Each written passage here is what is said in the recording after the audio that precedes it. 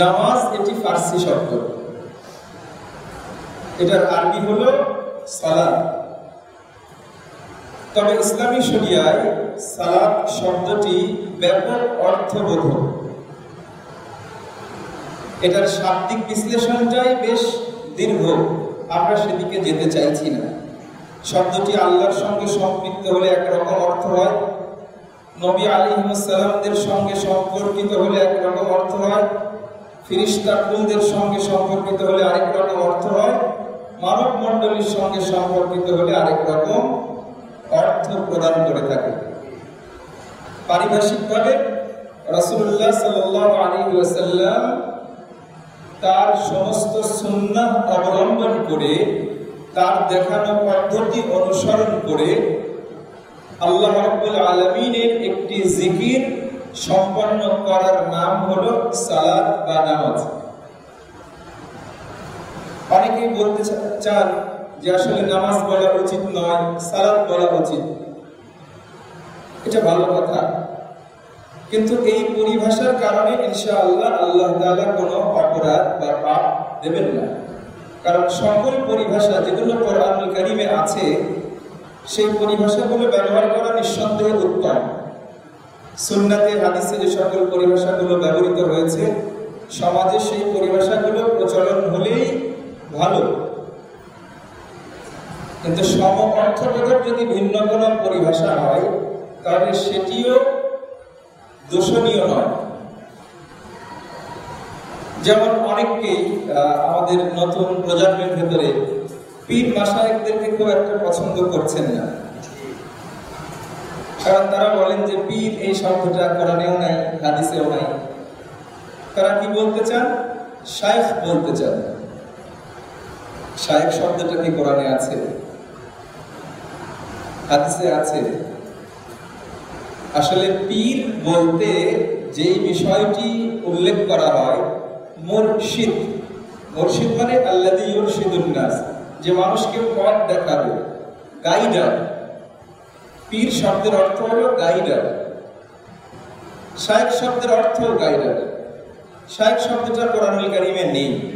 হ্যাঁ আছে, একটা জায়গায় আছে, তবে সেই আয়াত কোরআনুল কারীমে নেই। হুকুম বলবৎ আছে, আল্লাহ তাআলা আয়াতের অংশটুকু রহিত করে দিয়েছেন। আশ-শাইখু ওয়াশ-শাইখাতু ইযা জানায়া, এটা ব্যভিচারের অপরাধের সাথে সম্পর্কিত, এবং সেটা বয়স্ক ব্যভিচারিণীদের, বিবাহিত ব্যভিচারিণীদের শাস্তির ব্যাপারে আল্লাহ তাআলা এই শব্দটি প্রয়োগ করেছিলেন, যেটা কোরআনুল কারীমে এখন আর অবশিষ্ট নাই, কোরআনুল কারীমে খুঁজে পাওয়া যাবে না, কিন্তু এটার হুকুম সুন্নাহ দ্বারা, হাদিসের মাধ্যমে আল্লাহ তাআলা বলবৎ রেখেছেন। ঠিক তেমনি নামাজ এবং সালাতের পরিভাষার ব্যাপারটাও এরকম। আমরা সালাত বলার চেষ্টা করব, তবে যদি কেউ নামাজ বলে তাহলে তার প্রতি মনক্ষুণ্ণ হব না, বিরক্ত হব না। তিনি একটা অনুত্তম কিছু করেছেন এমনটাও মনে করব না, কারণ তিনি নামাজ দিয়ে যেমনটি বোঝাতে চাচ্ছেন, আমি সালাত দিয়ে ওইটাই বোঝাতে চাচ্ছি।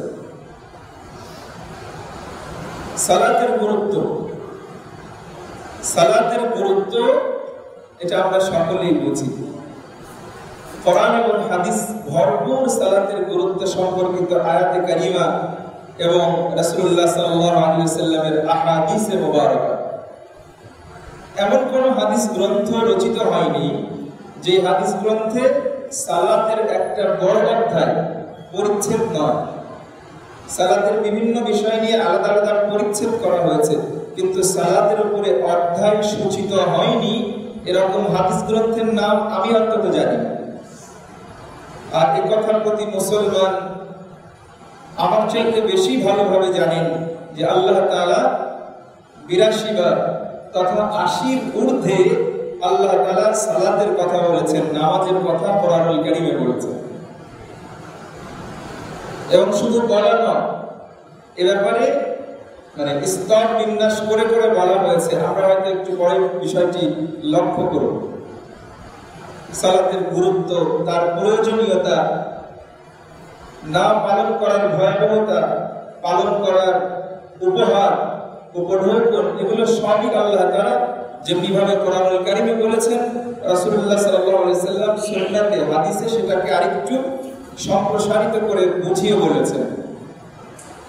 আল্লাহ রাব্বুল আলামিন কোরআনুল কারীমে অসংখ্য জায়গাতে 80-র ঊর্ধ্ব জায়গাতে আল্লাহ তাআলা সালাতের ব্যাপারে বলেছেন, আকিমুস সালাত। বেশিরভাগ জায়গায় আল্লাহ তাআলা সালাতের সাথে যাকাতকে সম্পৃক্ত করে দিয়েছেন। তাহলে কোরআনুল কারীমে যে কোনো বিষয় একবার বলার দ্বারা, আল্লাহ রাব্বুল আলামিন কর্তৃক একবার আদেশসূচক শব্দ ব্যবহার করার দ্বারা সেই বিষয়টি অবধারিত হয়ে যায়, ফরজ হয়ে যায়। তাহলে বাকি 81 জায়গায় আর না বললেও চলতো। যদি এক জায়গায় কোরআনুল কারীমে বলা থাকতো যে তোমরা সালাত আদায় করো, নামাজ পড়ো, নামাজ কায়েম করো, তাহলে সেটা ফরজ হয়ে যেত। বাকি 81 জায়গায় আর না বললেও চলতো। কিন্তু আল্লাহ রাব্বুল আলামিন এতগুলো জায়গায় কেন বলেছেন? গুরুত্ব দেওয়ার জন্য, যেন বান্দার একবার বলার দ্বারা যদি গুরুত্ব কম আসে, তাহলে দ্বিতীয়বার বলার দ্বারা আসবে, তৃতীয়বার বলার দ্বারা আসবে, 10 বার বলার দ্বারা আসবে, 20 বার বলার দ্বারা আসবে, 50 বার বলার দ্বারা আসবে। তারপরেও আল্লাহ তাআলা এটাকে আধিক্য দিয়ে দিয়ে বলেছেন যেন বান্দার এ ব্যাপারে গুরুত্ব অনুভবের সামান্যতম কোনো দুর্বলতা না থাকে। সে কারণে একবার বলেছেন। আল্লাহ রাব্বুল আলামিন আরো বলেন সূরা আল-বাকারা 238 নম্বর আয়াতে, হাফিজু আলাস সালাওয়াত। নামাজগুলোর ব্যাপারে, নামাজ সমূহের প্রতি তোমরা যত্নবান হও।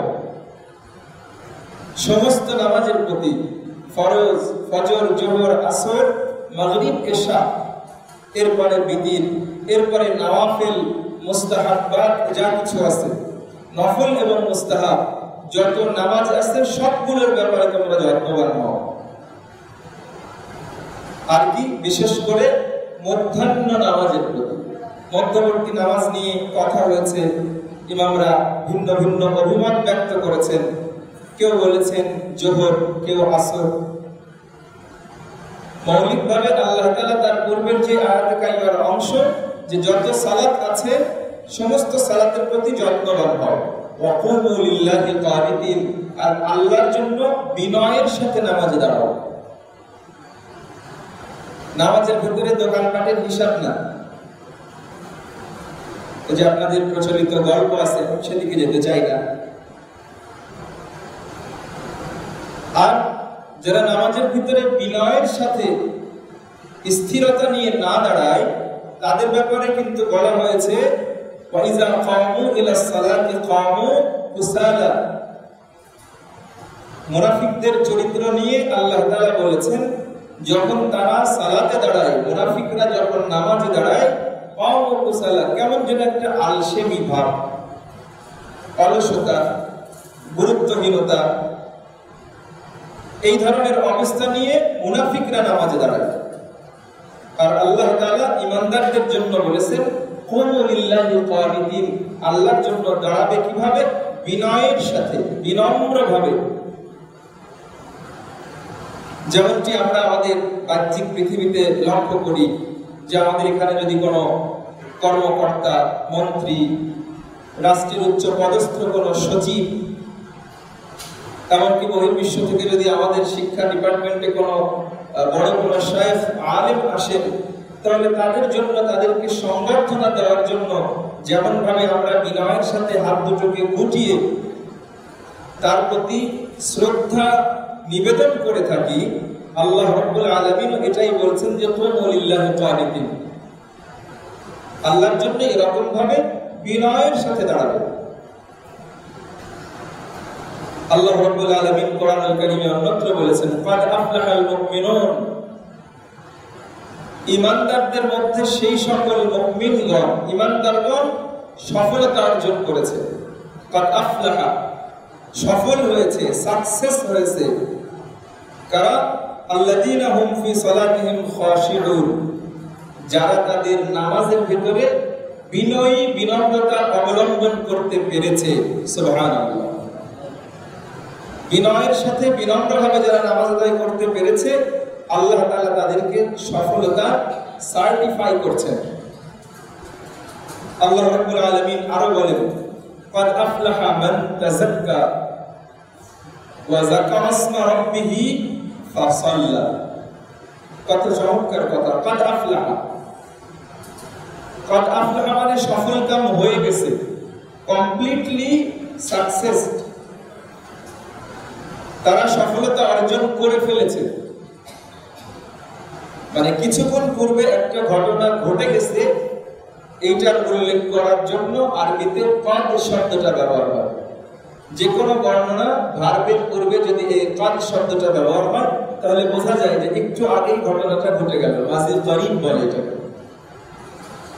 তাহলে কদ আফলাহা এই তো সফল কাম হলো কেবলই সে সফলতা অর্জন করেছে কারণ মান তাযাক্কা যে নিজেকে পরিশুদ্ধ করতে পেরেছে কিভাবে ওয়াযাকারা ইসমা রাব্বিহি ফাসাল্লা যে সালাত আদায়ের মাধ্যমে আল্লাহ তাআলার স্মরণ আল্লাহ তাআলার জিকির করতে পেরেছে সে কেবলই সফলতা অর্জন করল তাহলে সমস্ত সফলতা তার যে ব্যক্তি নামাজ আদায়ের মাধ্যমে আল্লাহর স্মরণ করতে সক্ষম হয়েছে সব সফলতা তার এগুলো সবই কোরআনুল কারীমের চমৎকার বর্ণনা এরপরে আল্লাহ রাব্বুল আলামিন আমাদের স্বভাব উল্লেখ করে বলেছেন ইন্নাল ইনসানা খুলিকা হালুআ আল্লাহ তাআলা নিজে তো আমাদেরকে তৈরি করেছেন অতএব তিনি আমাদের স্বভাব এবং আচরণ সম্পর্কে সর্বাধিক জ্ঞাত আল্লাহ রাব্বুল আলামিন বলছেন যে মানুষকে অস্থির চিত্ত ধৈর্য হারা করে তৈরি করা হয়েছে অস্থির হয়ে যায় কিছু হলেই ব্যাকুল হয়ে পড়ে শান্ত থাকতে পারে না ইযা মাসসাহু শাররু জাযুআ যখন তাকে কোনো অকল্যাণ পেয়ে বসে তার জীবনে যখন কোনো বিপদ আসে হঠাৎ কোনো দুর্ঘটনা ঘটে যায় জাযুআ সে কি করে অধৈর্য হয়ে যায় সামান্য একটু ধৈর্য ধারণ করতে পারে না শুধু অধৈর্য হয় না হতাশ হয়ে যায় যে হায় আমার কি হবে দিশেহারা হয়ে পড়ে এটা হলো মানুষের স্বভাবজাত স্বভাব স্বাভাবিকভাবেই আল্লাহ রাব্বুল আলামিনের সৃষ্টির এলিমেন্টস গুলোতে এমনটি দেওয়া আছে যে মানুষ অস্থির চিত্ত হয়ে যাবে যখনই তার কোনো অকল্যাণ আসবে হতাশ ওয়াইজা মাসসাহুল খায়রু মানুআ আর যখন কোন ব্যক্তিকে আল্লাহ তাআলা প্রাচুর্য দিবেন কোন কল্যাণ আসবে বিশেষ করে এই কল্যাণের দ্বারা আল্লাহ তাআলা বুঝিয়েছেন অর্থ সম্পদের প্রাচুর্যতা যখন এসে যাবে মানুআ কৃপণ হয়ে যাবে তখন সে বলবে যেটা আমার নিজস্ব ক্রেডিট দ্বারা উপার্জিত সম্পদ আর বিপদ আসলে বলবে যে আল্লাহকে দুনিয়াতে আমি ছাড়া আর কাউকে পাই না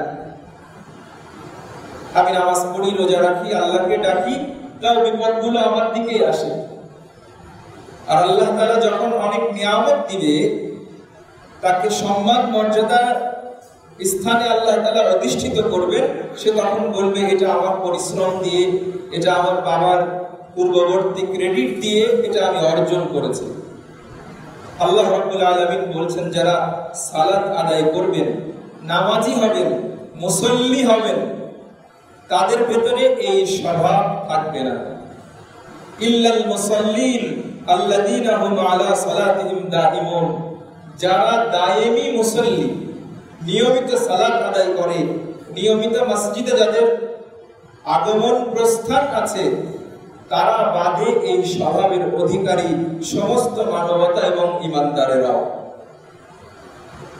সব মানুষের স্বভাব হলো অস্থির হয়ে যাবে বিপদ আসলে আল্লাহকে দোষারোপ করবে আর যখন কোনো কল্যাণ আসবে তখন নিজের কৃতিত্বের বিষয়টি বহিঃপ্রকাশ করবে তবে যারা নামাজি বিনয়ের সাথে সালাত আদায় করে নিয়মিত মসজিদে আসে তাদের ভিতরে এই ধরনের অস্থিরতা পাওয়া যাবে না এবং তাদের অনেক সহায় সম্পদ হলেও তারা কার্পণ্য কৃপণ হবে না আমরা আমাদের ব্যক্তি জীবনে এই বিষয়গুলো আল্লাহ রাব্বুল আলামিনের এই কথার প্রয়োগ আমাদের ব্যক্তি জীবনে মিলিয়ে দেখতে পারি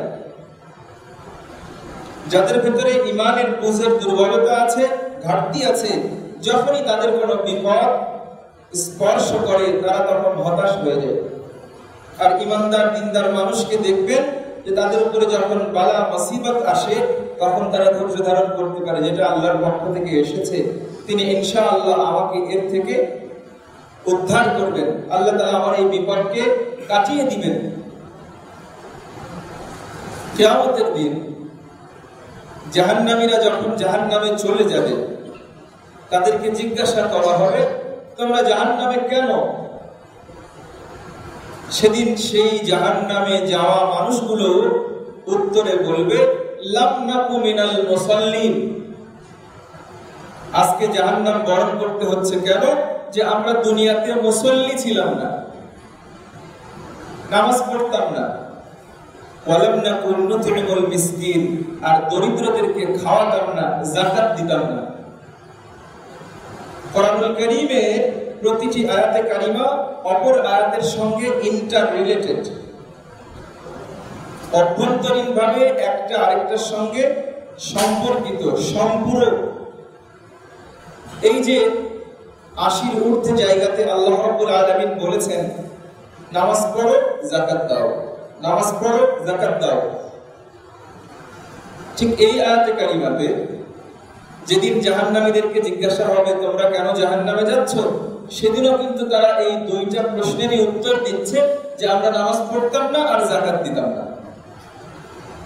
তাহলে বেনামাজি মানুষ জান্নাতে যেতে পারবে এই আশা কি আর করার সুযোগ আছে? হাদিসে কিন্তু এখনো আশাই হয়নি, এখনো কিন্তু কোরআনুল কারীমেই রয়েছে আমরা। আল্লাহ রাব্বুল আলামিন কোরআনুল কারীমে বলেছেন যে ইন্নাস সালাতা তানহা আনিল ফাহশাই ওয়াল মুনকার, নিশ্চয় সালাত নামাজ সমস্ত প্রকার অন্যায় এবং পাপ অশ্লীলতা থেকে মানুষদেরকে বিরত রাখে। সুবহানাল্লাহ। কোন নামাজ? যেগুলো আমরা পূর্বে বলেছি, কুমু লিল্লাহি কানিতিন, বিনয়ের সঙ্গে দাঁড়িয়ে যে সালাত আদায় করা হয়। মুনাফিকদের সালাতের মতো নামাজের ভিতরে দুর্বলতা এবং গুরুত্বহীনতা দিয়ে যেই সালাত আদায় করা হয় না, গুরুত্ব দিয়ে বিনয়ের সাথে যেই সালাত আদায় করা হয়, নবীজির সুন্নাহ অনুসারে যেই সালাত আদায় করা হয়, সেই সালাত কি করে? ইন্নাস সালাতা তানহা আনিল ফাহশাই ওয়াল মুনকার, সকল প্রকার অন্যায় কাজ এবং অশ্লীলতা থেকে আমাদেরকে সুরক্ষার ব্যবস্থা করে। সুবহানাল্লাহ। যদি আমরা হাদিসে আসি, রাসূলুল্লাহ সাল্লাল্লাহু আলাইহি ওয়াসাল্লাম বর্ণনা করছেন, সাহাবায়ে কেরাম উপস্থিত রয়েছেন, নবীজি বলছেন যে আরাইতুম, তোমাদেরকে একটা কোশ্চেন করি, তোমাদের কাছে একটা মতামত জানতে চাই। লাউ আন্না নাহরান বিবাবি আহাদিকুম ইয়াগতাসিলু ফিহি 5 মাররাত হাল ইয়াবকা মিন দারনিহি শাই। এটা হলো রাসূলুল্লাহ সাল্লাল্লাহু আলাইহি ওয়াসাল্লামের প্রশ্ন। বলো তো সাহাবীরা, তোমাদের কারো বাড়ির সামনে যদি একটা পুকুর থাকে আর সেই পুকুরে যদি কেউ 5 বার গোসল করে, তাহলে ওই ব্যক্তির শরীরে কোনো দুর্গন্ধ, ময়লা, নোংরা কি থাকতে পারে? নবীজি ঠিক এইরকম সাহাবায়ে কেরামদেরকে সামনে নিয়ে তাদের কাছে মতামত চাচ্ছেন যে একটা বিষয় বলো তো। সাহাবায়ে কেরাম বললেন যে লা ইয়াবকা মিন দারনিহি শাই, না না না, এটা হতেই পারে না যে একজন মানুষ পুকুরে ঝাঁপ দিয়ে 5 বার গোসল করবে, এরপরেও তার দেহে ধুলি, বালি, ময়লা, দুর্গন্ধ এটা থাকবে, এটা হতেই পারে না। তখন রাসূলুল্লাহ সাল্লাল্লাহু আলাইহি ওয়াসাল্লাম বলছেন, ওয়া কাযালিকা খামসুস সালাওয়াত, 5 ওয়াক্ত নামাজের উদাহরণ, উপমাটা ঠিক এরকম। ইয়ামহুল্লাহু বিহিল খাতায়া, আল্লাহ তাআলা 5 ওয়াক্ত নামাজ দ্বারা তার সমস্ত গুনাহগুলোকে আল্লাহ তাআলা মিটিয়ে দেন। সুবহানাল্লাহ। তাহলে দিনে 5 বার গোসল করলে যেরকম ওই ব্যক্তির শরীরে দুর্গন্ধ, ময়লা থাকতে পারে না, 5 ওয়াক্ত নামাজ আদায় করলেও ঠিক কোন মুমিন মুসলমানের কোনো অপরাধ, কোনো পাপ আর থাকতে পারে না। এখানে মুহাদ্দিসিন কেরাম দুই ধরনের কথা বলেছেন, যে নামাজ কি আমাদের কবিরা গুনাহগুলোকেও ক্ষমা করে দেয় কিনা।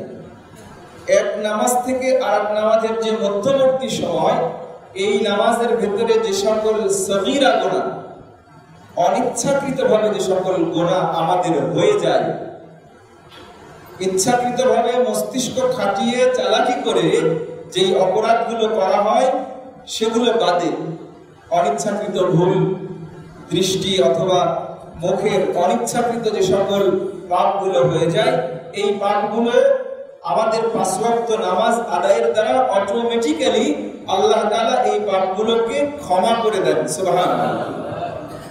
আর এটাই রাসূলুল্লাহ সাল্লাল্লাহু আলাইহি ওয়াসাল্লাম বলেছেন। এটা আবার উমরার ক্ষেত্রেও বলা হয়েছে, আল উমরাতু ইলাল উমরাতি কাফারাতুল লিমা বাইনাহুমা। এক উমরা থেকে আরেক উমরার মাঝে সমস্ত সগীরা গুনাহগুলোকে উমরার দ্বারা আল্লাহ তাআলা মাফ করে দেন। সুবহানাল্লাহ। তাহলে নামাজ আল্লাহ তাআলা কেন দিয়েছেন আরেকটু পরে আসছি। রাসূলুল্লাহ সাল্লাল্লাহু আলাইহি ওয়াসাল্লাম বলেছেন, বাইনার রাজুলি ওয়া বাইনাশ শিরকি ওয়াল কুফরি তারকুস সালাত। কুফর এবং শিরিক। কুফর মানে আল্লাহ তাআলাকে অস্বীকার করা,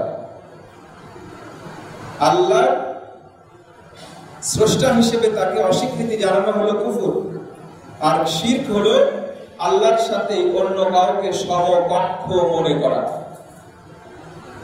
এই ধরনের অপরাধে যারা জড়িত, তাদের এবং ইমানদারের মধ্যে মূল পার্থক্য হলো যে ওই কাফির বা যারা আল্লাহর সঙ্গে কুফরি করে তারা, মুশরিক বা যারা আল্লাহর সাথে শিরিক যারা করে তারা, আর ইমানদারের মধ্যে মৌলিক পার্থক্য হলো সালাত। যারা আল্লাহর সাথে কুফরি করে তারা নামাজ পড়ে না, যারা আল্লাহর সাথে শিরক করে তারা নামাজ পড়ে না, আর যারা ইমানদার তারা নামাজ পড়ে।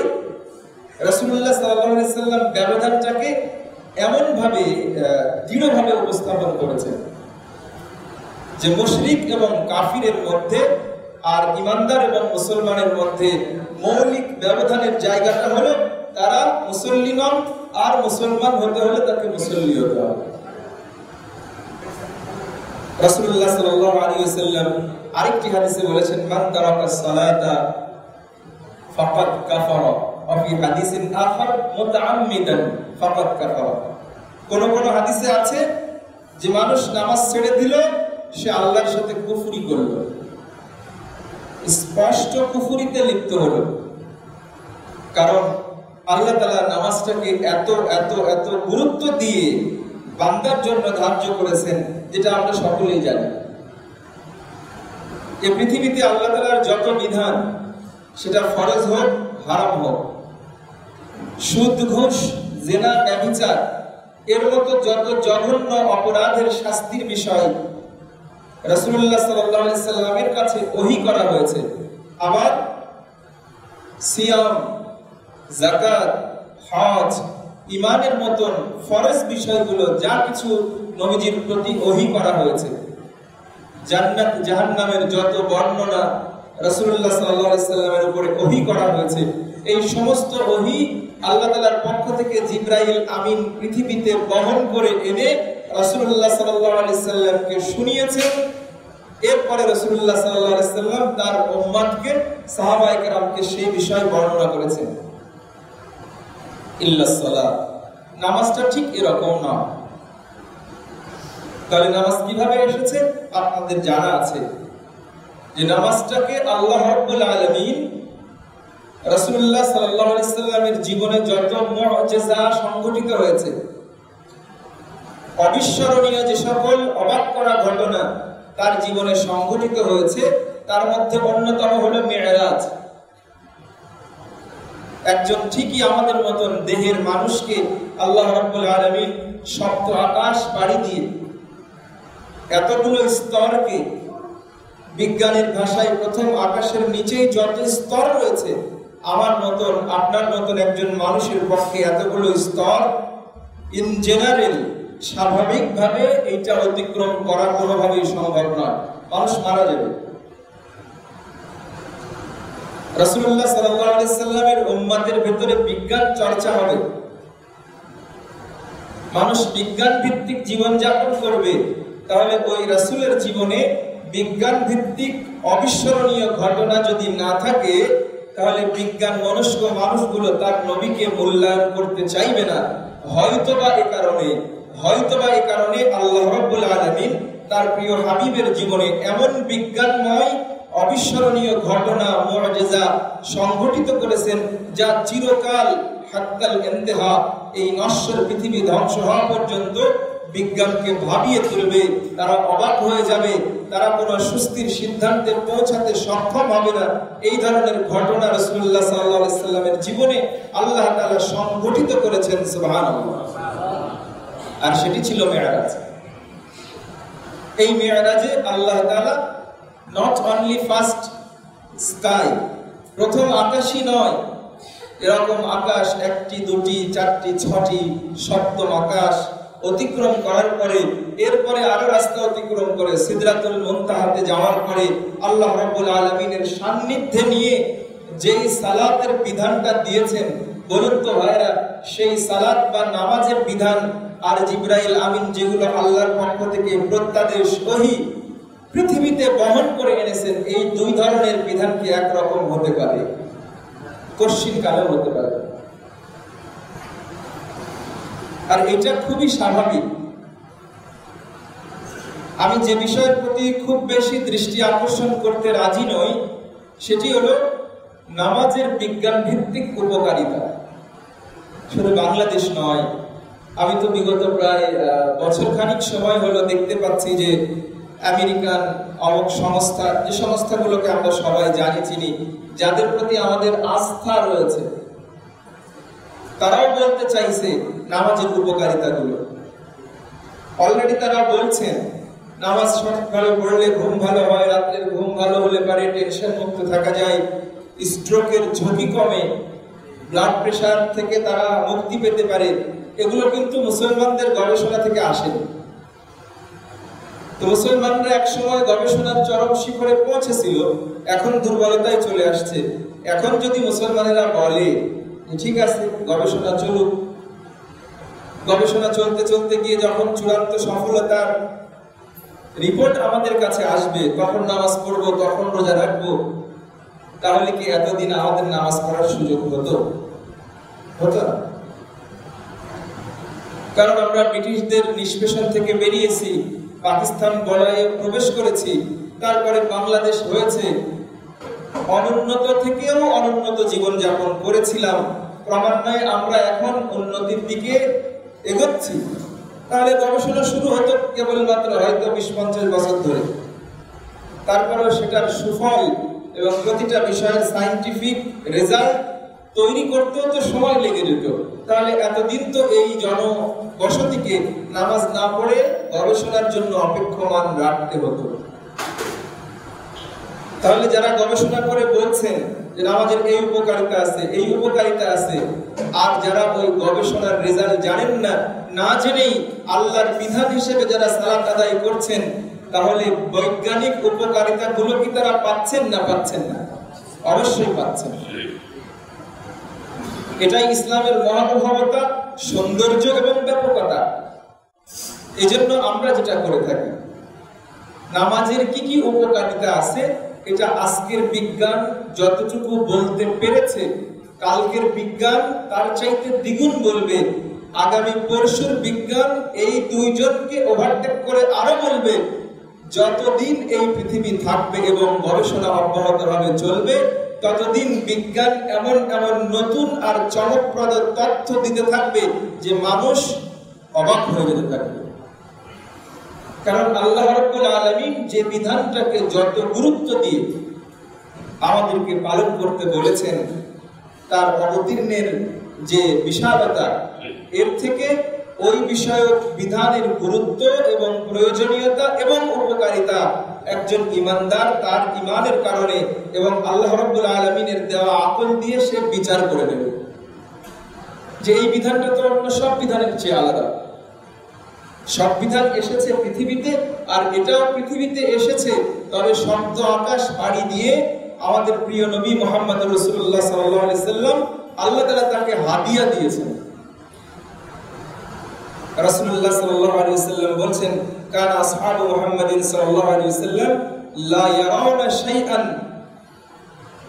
মিনাল আ'মাল কুফরুন গায়রা সালাত।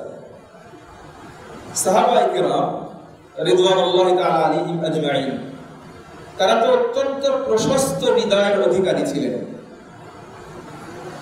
তারা এত প্রশস্ত ছিলেন যে কোন ধরনের সংকীর্ণতা, আজকে মুসলমানদের ভেতরে যে সংকীর্ণতাগুলো দেখা যায়, যেহেতু নামাজ বিষয়ক আলোচনা হচ্ছে, নামাজ নিয়ে মুসলমানদের মধ্যে কত সংকীর্ণতা। হাত কোথায় বাঁধা হবে, পা কিভাবে দাঁড়ানো হবে, তারপরে আমিন বলা হবে কিনা, বিতির কয় রাকাত হবে, ইমাম সাহেবের পেছনে সূরা ফাতিহা পড়বে কিনা। এমন তো নয় যেগুলো 1900 শতকে জন্ম নিয়েছে। আসলে কি এরকম যে এই সমস্যাগুলো আগে ছিল না, এই 1900 সালের শুরুর দিকে জন্ম হয়েছে, এখন সেটাকে একেবারে বিস্তার লাভ করেছে? এমন তো না। এই সমস্যাগুলো তো সাহাবায়ে কেরামের সময় ছিল। নবীজি সালাত আদায় করিয়েছেন, পেছনে আবু বকর, তারপরে ওমর, তারপরে ইবনে মাসউদ, তারপরে ইবনে আব্বাস, তারপরে আবু হুরায়রা, তারা তো এক সারিতেই সালাত আদায় করেছেন। ইবনে আব্বাস থেকে যে বর্ণনাগুলো এসেছে তার সঙ্গে ইবনে মাসউদের বর্ণনার রাদিয়াল্লাহু তাআলা আলাইহিম আজমাইন, তাদের বর্ণনার ভিন্নতা এসেছে। কিন্তু যেই সাহাবায়ে কেরামের আচরণের প্রতিটি বিষয়, একেবারে ক্ষুদ্রাতি ক্ষুদ্র বিষয়, শুধু গুণ নয়, দোষের বিষয়গুলো হাদিসে এসেছে। সাহাবী জিনা করে ফেলেছেন, তাহলে এটা দোষ নয়? অবশ্যই দোষ। সেই সাহাবী দোষ করে নবীজির কাছে এসে অনুতপ্ত হয়েছেন, ইয়া রাসূলুল্লাহ, আমি ব্যভিচার করে ফেলেছি, আমার উপরে আপনি হদ কায়েম করুন, শাস্তি প্রয়োগ করুন। এই ধরনের যদি সাহাবায়ে কেরাম চিন্তা করতেন, মুহাদ্দিসগণ চিন্তা করতেন যে গুণগুলোর কথা বর্ণনা করি, দোষগুলো ঢেকে দেই, যদি তারা দোষগুলো ঢেকে দিয়ে এই হাদিসগুলো তাদের কিতাবে লিপিবদ্ধ না করতেন, আমাদের কাছে কি পৌঁছাতো? এজন্য মুহাদ্দিসিন কেরাম, ইমাম বুখারী, মুসলিম সহ আইম্মায়ে কেরাম, ইমাম আবু হানিফা, শাফিঈ, তারা কি করেছেন? যা পেয়েছেন উম্মতের জন্য সবই রক্ষণাবেক্ষণ সহ পরবর্তী প্রজন্মের জন্য স্থানান্তর করেছেন, যেন উম্মত তার চাহিদা অনুযায়ী সব বিষয় সেখান থেকে গ্রহণ করতে পারে, বর্জন করতে পারে। তাহলে সাহাবায়ে কেরাম এক সারিতে দাঁড়িয়ে এই ধরনের বিতর্ক যদি হয়ে থাকতো, তাহলে পরবর্তীতে বিতর্ক নিরসনের জন্য উম্মতের ইমামগণ, মুহাদ্দিসিন কেরামগণ যদি সাহাবায়ে কেরামদের ভিতরে এই ধরনের নামাজের ধরন আর প্রক্রিয়া নিয়ে যদি মতভেদ হতো, অবশ্যই সেগুলো হাদিসের কিতাবে পাওয়া যেত। তাহলে যেহেতু হাদিসের কিতাবে তাদের এই মতদ্বন্দ্ব নামাজ দাঁড়ানোর কাইফিয়ত, ধরন নিয়ে এবং নামাজের ছোট ছোট মাসআলা মাসাইল নিয়ে ভিন্নতাগুলো হাদিস গ্রন্থগুলোতে, ইতিহাস গ্রন্থগুলোতে রচিত হয়নি, উল্লেখ করা হয়নি, অতএব এ বিষয়ে নির্দ্বিধায় নিশ্চিন্তে বলে দেওয়া যায় যে সাহাবায়ে কেরাম আপনার আর আমার মতো এত সংকীর্ণ মনা ছিলেন না যে তারা এই বিষয়গুলো নিয়ে পরস্পরের মধ্যে বাদানুবাদ করতেন। যেহেতু কথা এলো সেজন্য বললাম। আরেকটা চমৎকার বিষয় আপনাদের সঙ্গে উপস্থাপন করি, যাদের ভিতরে এই ধরনের বিষয়গুলো খটকা সৃষ্টি করে, তাদের জন্য এটাও একটা উপকারের কারণ হতে পারে। দেখুন, ইমামগণ যারা মাযহাব বানিয়েছেন এমন নয়, যাদের নামে পরবর্তীতে মাযহাবের পরিচয় ঘটেছে। ইমাম আবু হানিফা রাহমাতুল্লাহি আলাইহি, তিনি কি বলেছেন যে আমার নামে মাযহাব পুরো? তিনি তো এটা বলে যাননি। মানে তার জ্ঞান গরিমা, তার গবেষণা, তার লিপিবদ্ধ এবং তার বুদ্ধিমত্তা সম্পন্ন একজন ভালো আলেম হিসেবে সকল বা বেশিরভাগ বিষয়ে যখন তার পক্ষ থেকে সমাধান পাওয়া গেছে, তখন ওই সময়ের সমসাময়িক আলেমগণ তাকে ইমামের খ্যাতিতে ভূষিত করেছেন। তাহলে ইমাম আবু হানিফা যদি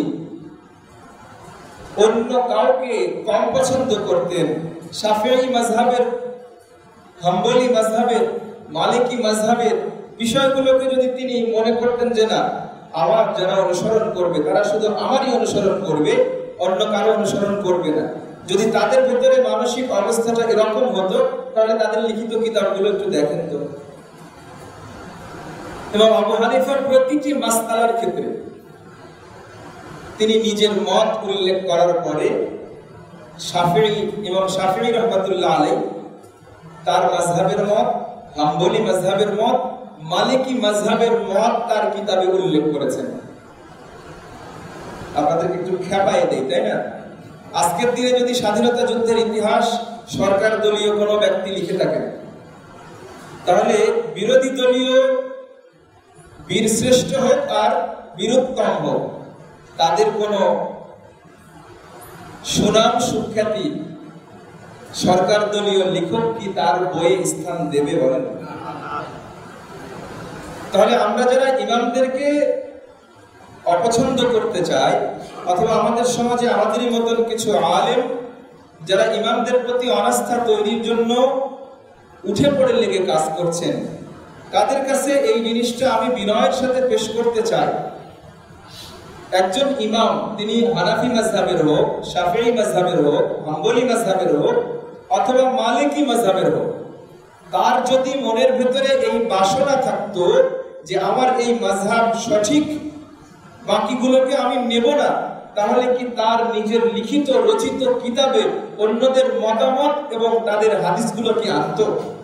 কশিন কালেও না। দুর্ভাগ্য হলো যে আজকের দিনে ১৫০০ বছর পরে এসে আমাদের মতন মানুষেরা সেই ইমামদের ব্যাপারে এমন মন্তব্য করি যেন মনে হয় যে আমার ক্লাসের একজন গবেট মার্কা ছাত্র ছিলেন তিনি। আল্লাহু আকবার। আল্লাহ তাআলা ওই মানুষগুলোকে এমন ভাবে কবুল করেছেন যে কিয়ামত পর্যন্ত আল্লাহ তাআলার পক্ষ থেকে নাযিলকৃত ওহীর ইলম, এইটার বাহক হিসেবে তাদেরকে আল্লাহ তাআলা কবুল করেছেন। সুবহানাল্লাহ। চিরকাল আমরা তাদের কাছে ঋণী থাকব। আমাদের মত পথ যেখানেই থাক, আল্লাহ তাআলা তাদের দ্বারা আমাদের পর্যন্ত দিন পৌঁছার এই মধ্যস্থতার কাজগুলো তাদেরকে দিয়ে করিয়েছেন। সুবহানাল্লাহ। তারা খুঁটি, আর সেই খুঁটির উপর দিয়ে ব্রিজ এসে আমাদের পর্যন্ত নেমেছে, যার ফলে আমরা দিন পেয়েছি।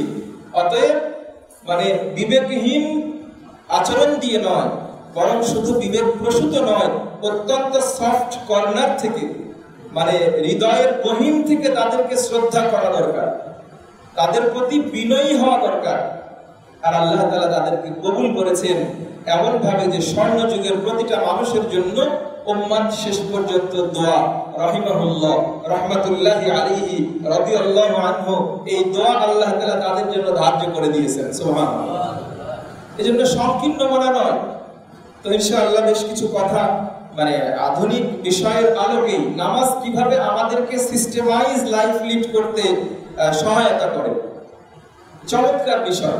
একজন নামাজির জীবন, নামাজি ব্যবসায়ীর জীবন, আর একজন বেনামাজি ব্যবসায়ীর জীবন আপনি চিন্তা করে দেখবেন যে তার প্রত্যেকটা কাজ রুটিন ওয়ার্ক, নিয়মতান্ত্রিক ভাবে চলে। সে সবসময় ফ্রেশ মানসিকতা নিয়ে থাকে। আর যে সকালে বসেছে, বিকেলে ওঠে, তার ভিতরে জঞ্জাল, বিরক্তি, কাস্টমারদের ঝুটঝামেলা, এগুলো তাকে খুব বেশি টেনসড করে ফেলে। আর যারা দেখবেন যে কিছু সময় আল্লাহর সাথে সম্পর্ক হচ্ছে, সে আর্দ্রতা লাভ করছে, পরিচ্ছন্ন হচ্ছে, পবিত্র হচ্ছে, মসজিদে আসছে, জামাতের সাথে সালাত আদায় করছে, দেখবেন যে তার আচার আচরণ ভিন্ন। আল্লাহ রাব্বুল আলামিন আমাদেরকে সালাতের, নামাজের গুরুত্ব অনুভব করার তৌফিক দান করেন। আল্লাহুম্মা আমিন। নামাজ আদায় না করার দ্বারা একজন মানুষ নিজেকে আল্লাহর সামনে মুসলমান হিসেবে দাবি করার কোনো অজুহাত পেশ করার সুযোগ নেই। অতএব আল্লাহ তাআলা আমাদের সকলকে নামাজি বানিয়ে দেন। সকলেই বলি আমিন। নামাজ যারা আমরা আদায় করি, যাদের দুর্বলতা আছে, আল্লাহ তাআলা সেই দুর্বলতাগুলো দূর করে একেবারে ইখলাসের সাথে, বিনয়ের সাথে নবীজির সুন্নাহ মোতাবেক নামাজ আদায় করার তৌফিক দান করেন। আমিন।